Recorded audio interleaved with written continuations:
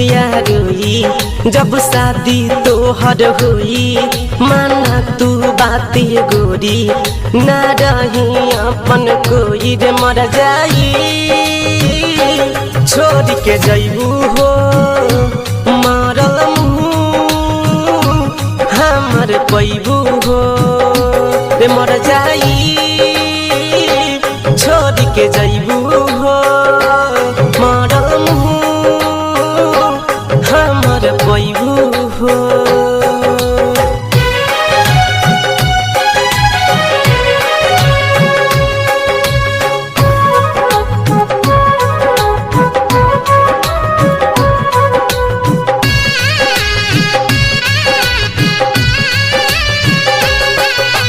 तू हाउ बचपन के प्यार हो तू हाउ जीवन हो। आस बतोहर बन बदुल है तू हमर दुल्हन हो।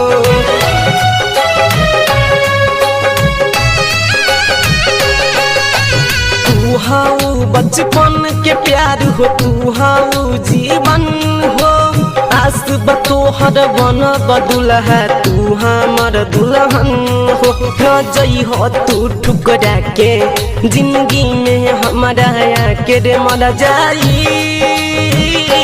छोड़ के जईबू हो मरल मुँह हमर पैबू हो रे मर जाई। छोड़ के जईबू हो मरल मुँह हमर पैबू हो।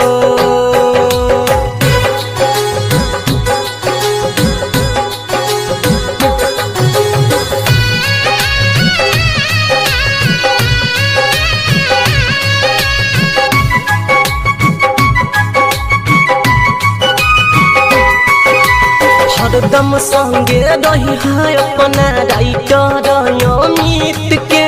जान से ज्यादा चाहिए तोहके तोरी हाँ जन पीड़ित के।